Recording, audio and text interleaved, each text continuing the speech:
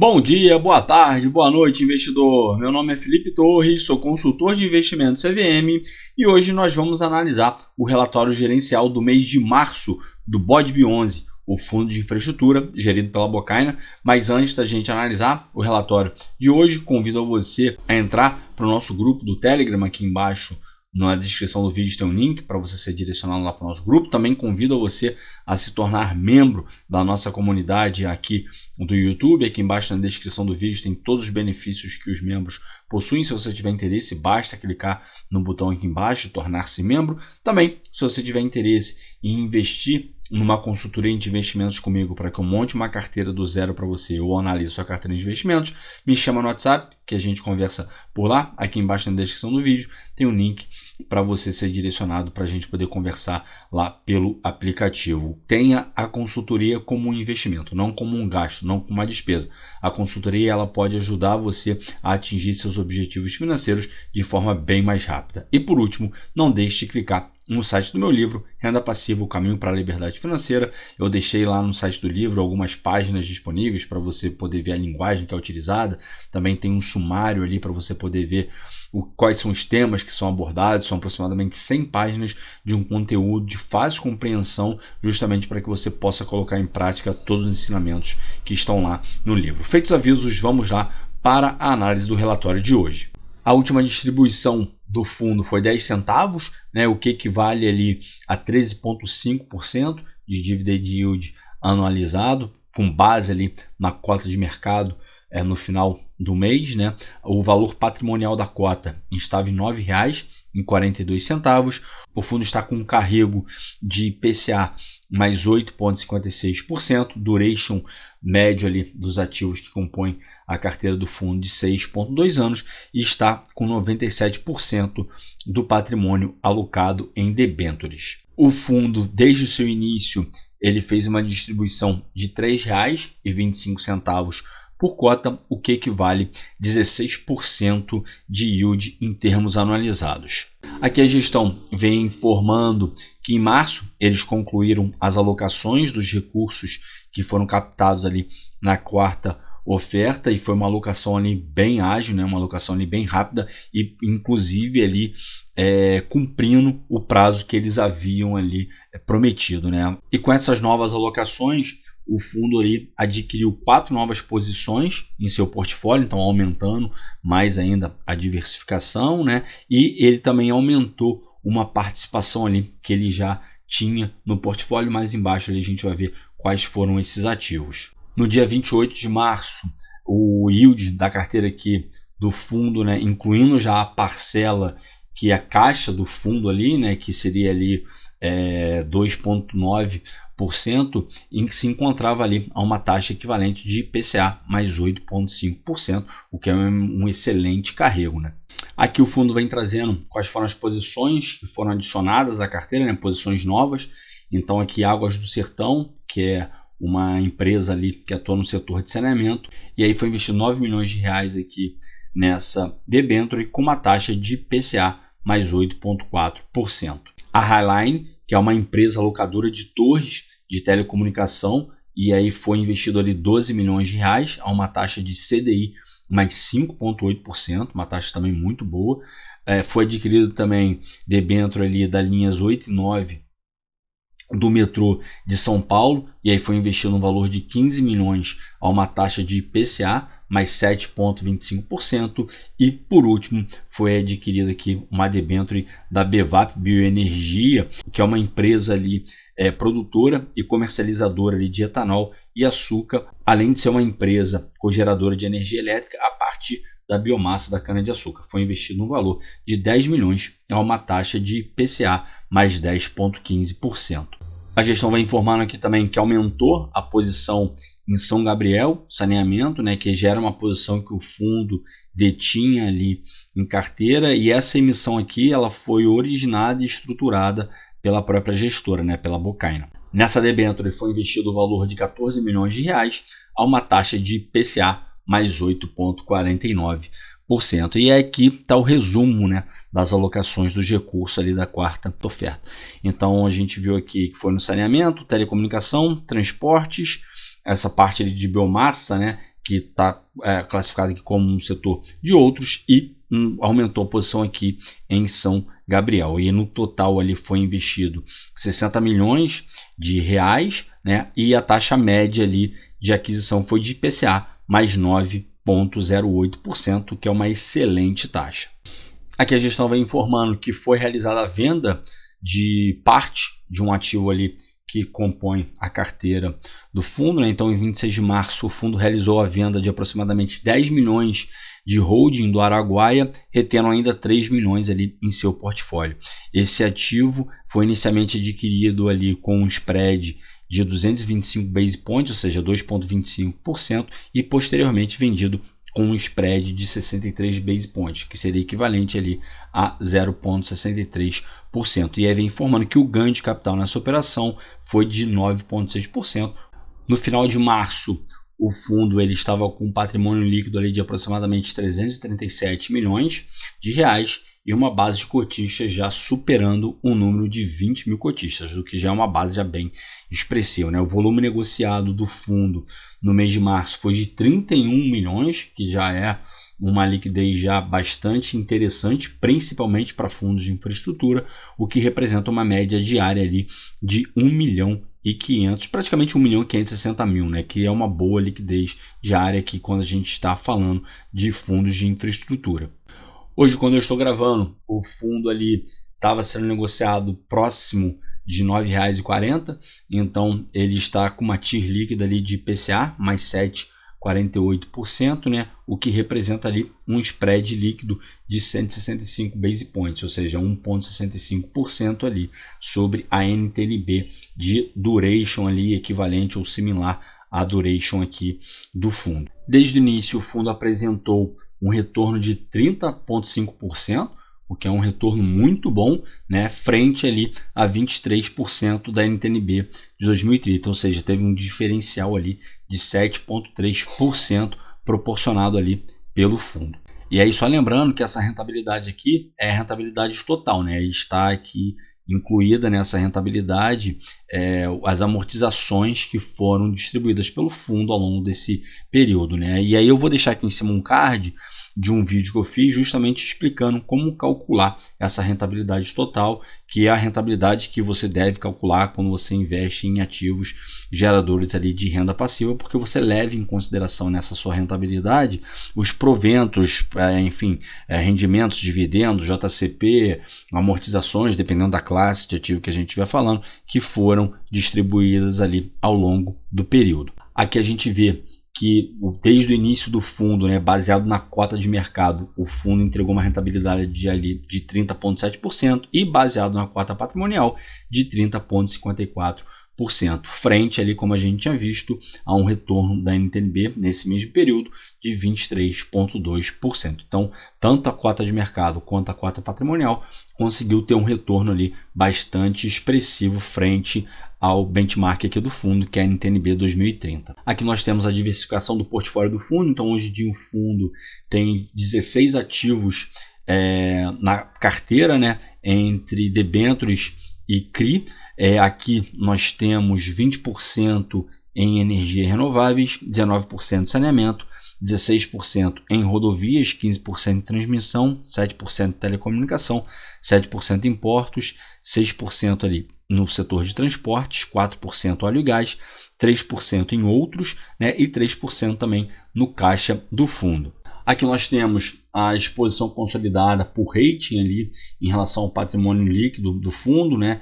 Então a gente vê que a maior parte está ali no rating A, que vai do AAA até o A-.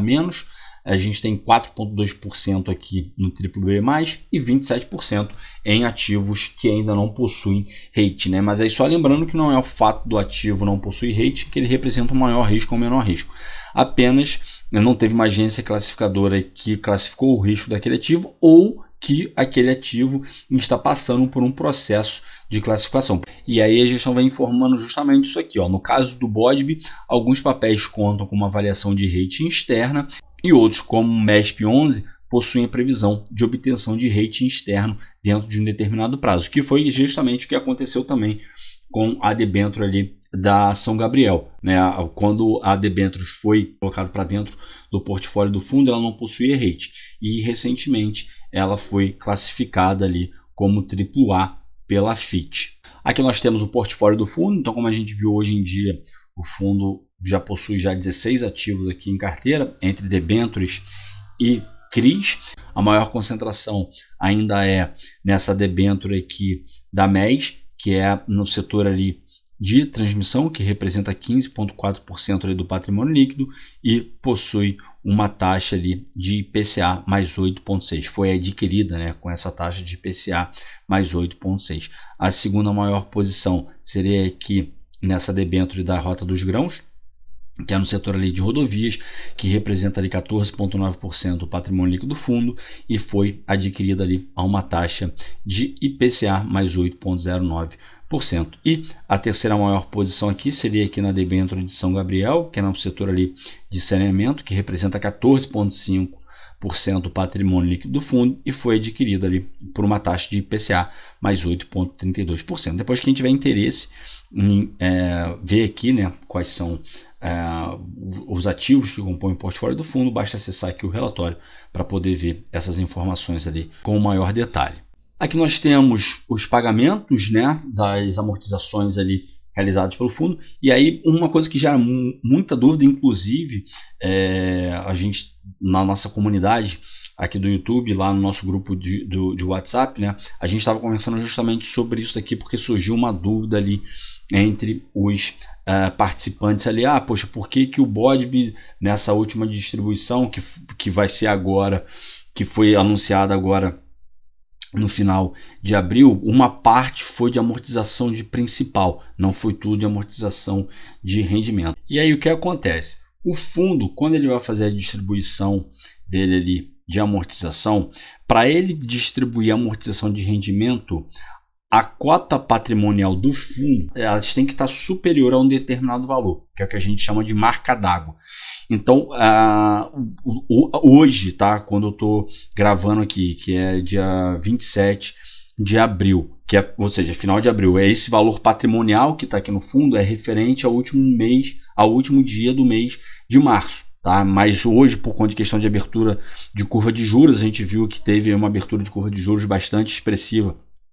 Agora no mês de abril e tudo mais, houve uma diminuição no valor patrimonial do fundo, né? Então a cota patrimonial do fundo hoje em dia está ali na casa de R$ 9,23.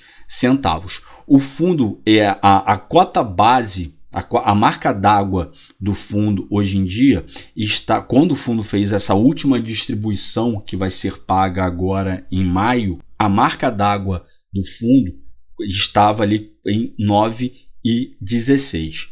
Ou seja, para ele poder distribuir esses 10 centavos que ele vem distribuindo ali ao longo dos meses, né, para manter essa padronização, essa linearidade, ele não conseguiria distribuir esses 10 centavos se utilizando somente de rendimentos.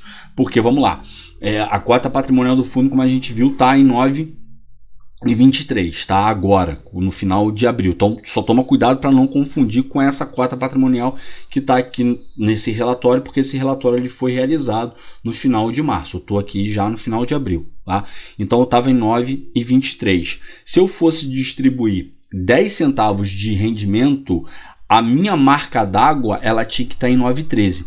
Como a marca d'água do fundo está em 9,16, ele só consegue distribuir 7 centavos. E aí, para o fundo poder manter essa linearização ali de distribuição de 10 centavos, ele precisou tirar 3 centavos do principal dele, tá, para poder complementar e distribuir 10 centavos. Então, por isso que nessa distribuição que foi anunciada agora no final de abril, houve 7 centavos ali de amortização de rendimento e 3 centavos de amortização de principal. E aí a gente vê aqui ao longo das distribuições que foram realizadas pelo fundo, né, que algumas vezes já foi feito isso daí, né? A gente vê aqui, por exemplo, em maio de 2022, em junho de 2022, em julho de 2022, que foram realizadas ali a amortização de principal. Então, em determinados momentos, né, alguns fundos de infraestrutura trabalham dessa forma, já outros fundos não. Por exemplo, o Ogin não trabalha dessa forma, o Juro 11 não trabalha dessa forma. Se eles não têm uma geração naquele período, né, naquele mês, suficiente para distribuir determinado valor acima da marca d'água, eles não vão distribuir. Se o valor patrimonial deles estiver abaixo de determinado valor, que é essa marca d'água, ele não distribui, porque esses fundos que eu citei, o Ogin, o Juro 11, eles só distribuem aquele lucro contábil, aquilo que foi gerado no mês, ali por questão de juros, correção monetária, ganhos com marcação a mercado, tá? Então, só para vocês poderem entender, né, isso daí. Se tiver ficado alguma dúvida em relação a isso, eu vou deixar aqui em cima um card de um vídeo que eu fiz explicando sobre essa questão de amortização de principal e amortização de rendimento. Tá aqui em cima, basta você clicar, que eu acredito que vai poder te ajudar bastante se você tiver dúvida. Mas se mesmo assim você permanecer com dúvida, pode deixar aqui embaixo nos comentários qual é a sua dúvida, que eu terei o maior prazer em responder, até porque também a gente sabe que, enfim, não são conceitos tão fáceis de serem compreendidos, tá? Então fiquem bem à vontade aí se tiver ficado alguma dúvida para deixar aqui embaixo nos comentários, porque eu terei o maior prazer em ajudar vocês. Aqui nós temos as informações sobre os emissores. Então, depois que a gente tiver interesse, basta acessar aqui o relatório do fundo para poder ver isso aqui com maior detalhe, né? E aí que vem trazendo, inclusive, essas últimas 4 emissões que foram ali adquiridas pelo fundo, né? A BVAP, Bioenergia, vem trazendo aqui também a concessionária das linhas 8 e 9 do metrô ali de São Paulo, a Highline, que é aquela empresa ali que atua no setor de telecomunicações, e a Águas do Sertão, que é de saneamento. Então, depois que a gente tiver interesse, basta acessar aqui o relatório para poder ver essas informações aqui com maiores detalhes. E para finalizar, nós temos aqui as características gerais do fundo, né? Então, o público-alvo ali para investidores em geral, o número de cotistas a gente já viu que já está com uma base de cotistas superando 20 mil cotistas.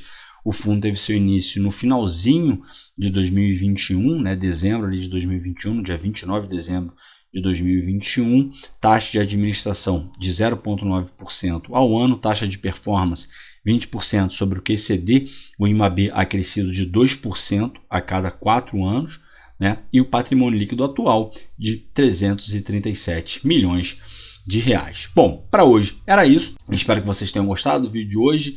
A gente viu aqui que essas aquisições realizadas ali pelo fundo foram boas aquisições, né? Com boas taxas, aumentando ainda mais a diversificação do portfólio ali do fundo. Antes o BODB tinha um problema ali na concentração, mas à medida em que são realizadas essas emissões, essas concentrações altas que o fundo detém vão sendo diluídas, né? E isso daí vai tornando ali esse problema de concentração cada vez menor. É um fundo aí que eu acho bastante interessante, gosto bastante da gestão, do resultado que a gestão vem trazendo, da seriedade da gestão. É uma gestão ali que se preocupa bastante com o cotista, é uma gestão que tem um know-how muito grande nessa parte de debênture. Então é um fundo ali que vale a pena dar uma olhada, é um fundo ali que, enfim, merece ser estudado ali com carinho. Claro, aqui não é nenhuma recomendação nem de compra, nem de venda,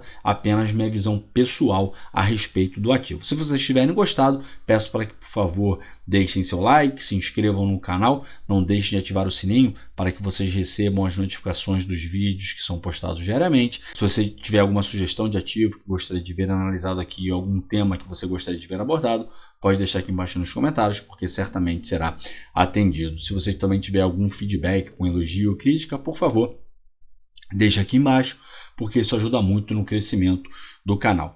Antes da gente finalizar, convido você a entrar para o nosso grupo lá do Telegram, nosso grupo aberto. Aqui embaixo na descrição do vídeo tem um link para você poder acessar lá o nosso grupo. Também, se você tiver interesse em entrar para a nossa comunidade aqui do YouTube, aqui embaixo tem um botão de tornar-se membro e na descrição do vídeo tem todos os benefícios que os nossos membros possuem. Tenho certeza que você vai gostar muito do conteúdo que você vai receber e vai ter acesso lá na nossa comunidade. Também, se você tiver interesse em investir numa consultoria de investimentos comigo, para que eu monte uma carteira do zero para você ou analise sua carteira de investimentos, me chama no WhatsApp e a gente conversa por lá. Lembrando que eu sou consultor de investimentos CVM, então posso fazer recomendações de ativos de forma individualizada, sempre respeitando o seu perfil de investidor e o seu objetivo com os investimentos. Tenha a consultoria como um investimento, não como um gasto, não como uma despesa. Uma consultoria bem feita, bem realizada, ela pode te ajudar muito a atingir seus objetivos financeiros de forma bem mais rápida. E por fim, não deixe de clicar no site do meu livro, Renda Passiva, o Caminho para a Liberdade Financeira. Aqui embaixo na descrição do vídeo tem um link para você ser direcionado para a página de vendas do livro. O meu muito obrigado a todos vocês que ficaram comigo até aqui. Desejo a todos bons investimentos e até a próxima.